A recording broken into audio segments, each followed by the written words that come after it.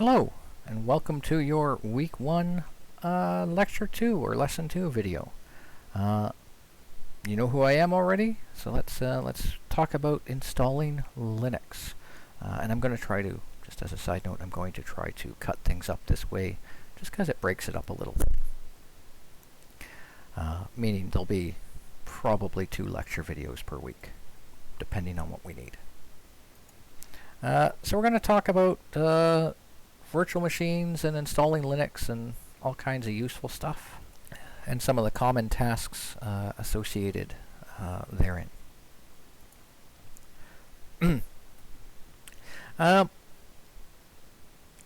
So yeah, why are we dealing with VMs? You may have heard of the cloud, and you may be thinking, like, what are these virtual machine things, and why are we dealing with anything like these? Or maybe you haven't heard of the cloud. I don't know. Why? Why VMs?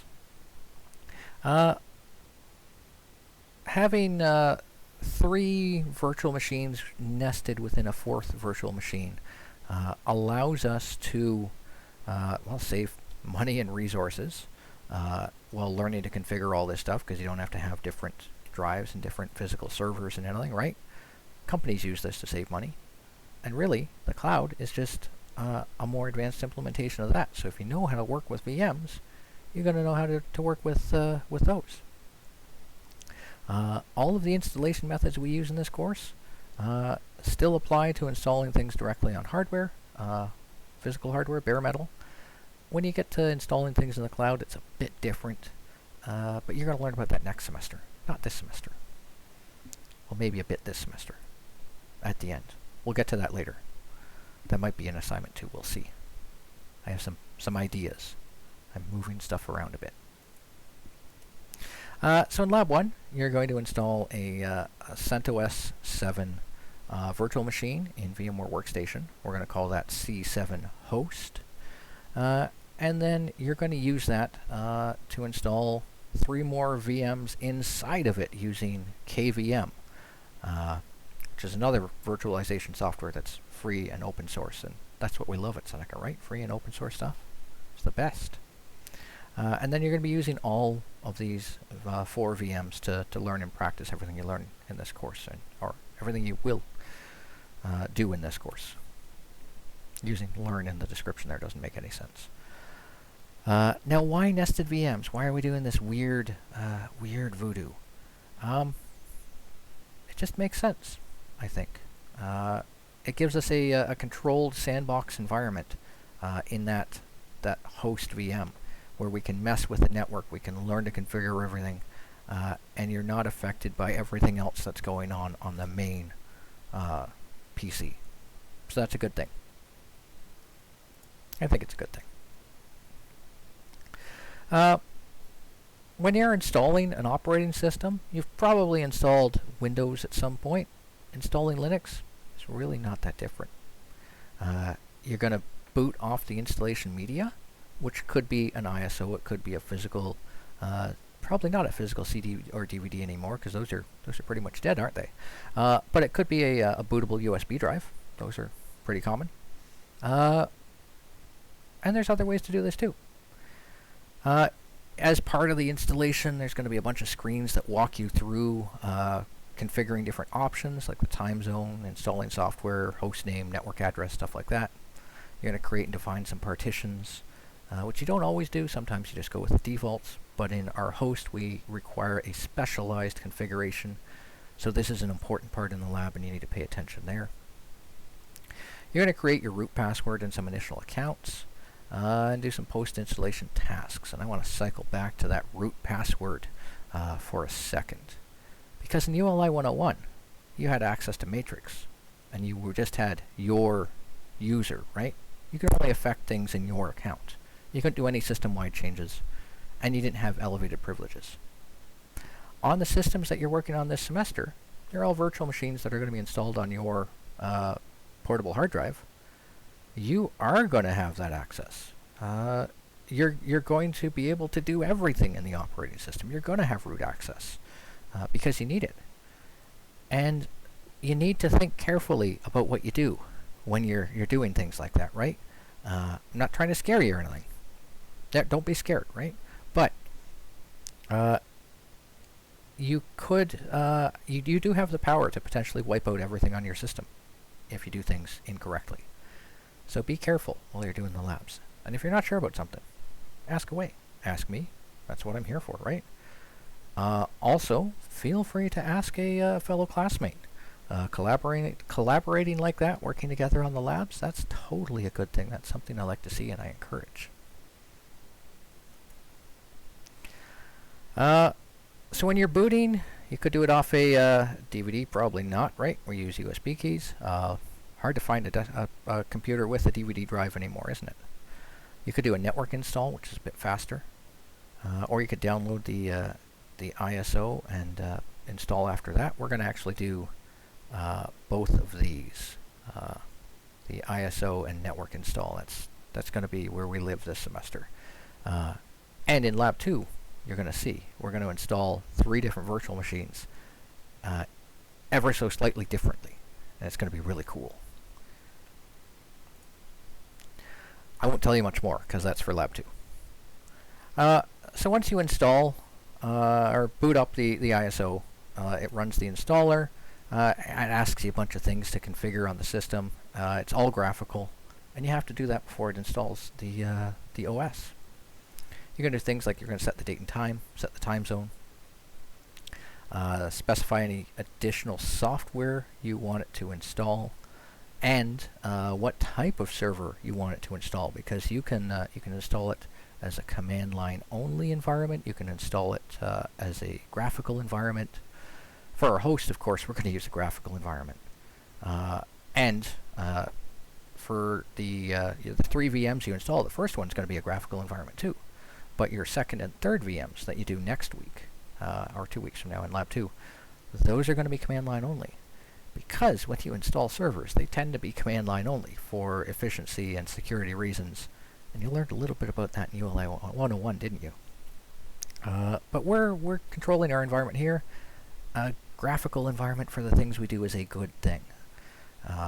So leverage the power of both, right? Leverage the command line in the graphical environment. We're going to do things like configure the network information, set the host name. You can turn the network interface on here. That's a handy thing. And something important about Linux that you don't get with other operating systems.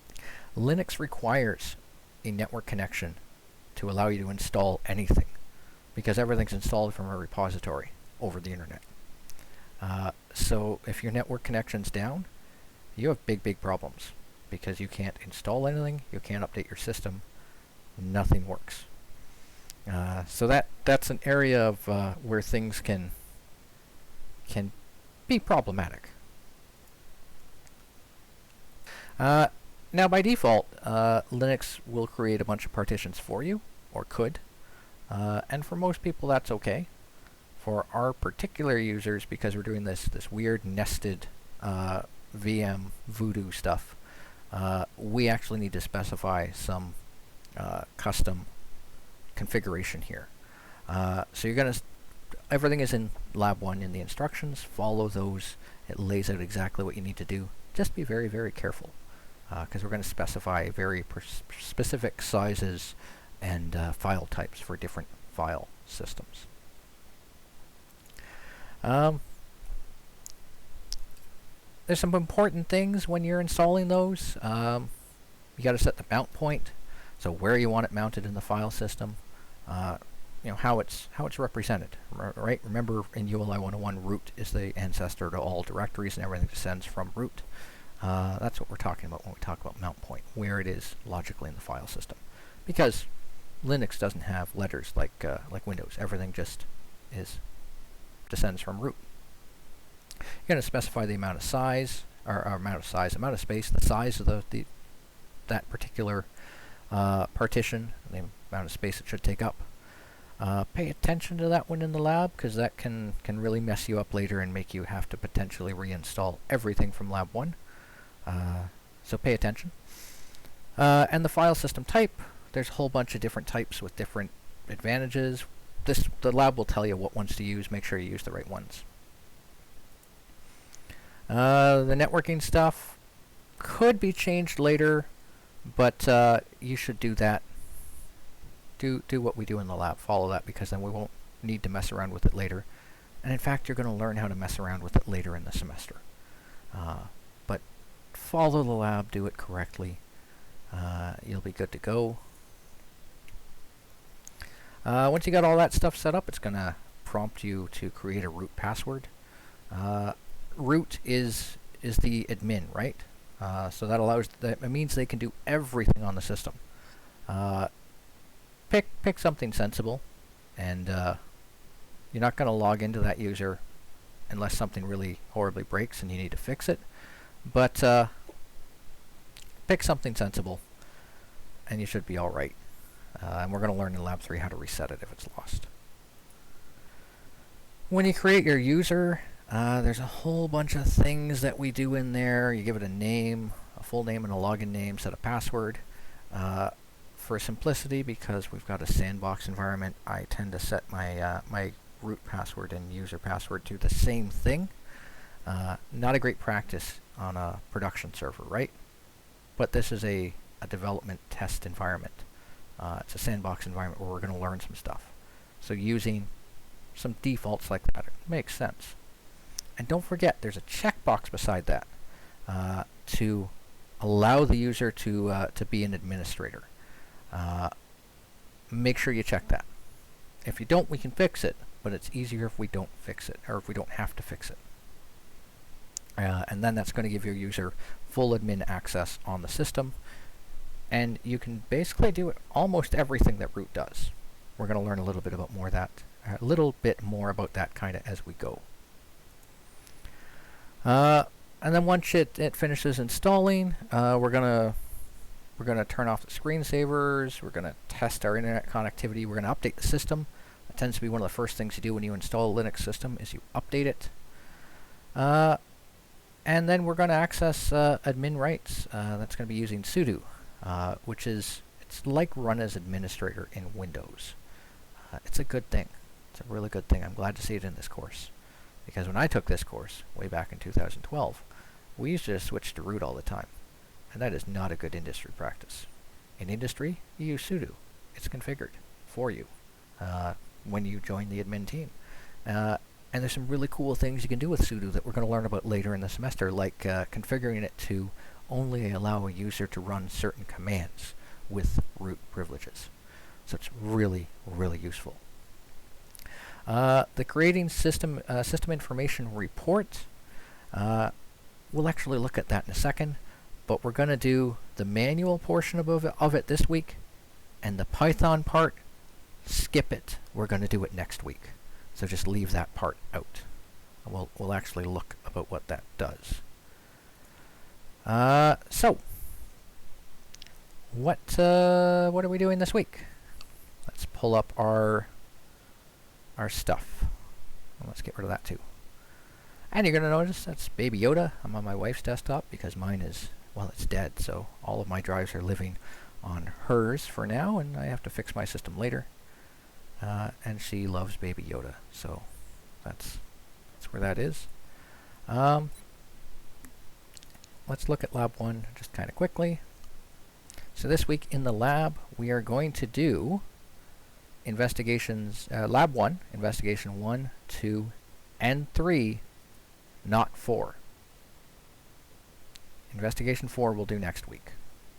So everything up to the end of Investigation 3, we're going to do this week together. Hopefully that makes sense. Thank you for watching. If you have any questions, take care, be safe. Oh, fun little side note. So yeah, you saw Baby Yoda there? This is a Linux Mint desktop. So, I use Linux at home, and I use Linux to game. You can, I don't have Windows installed at all. You do all kinds of cool things. Anyway, thank you for watching. Take care, be safe. Have a great, I would say week normally, but it's going to be like a day. And then I'll see you, because I'm recording this on Sunday, I will see you on Tuesday. You're hopefully going to be watching this on Monday. Hopefully when you get to watch this before the class, I will see you in Tuesday's class. Take care, be safe. Bye for now.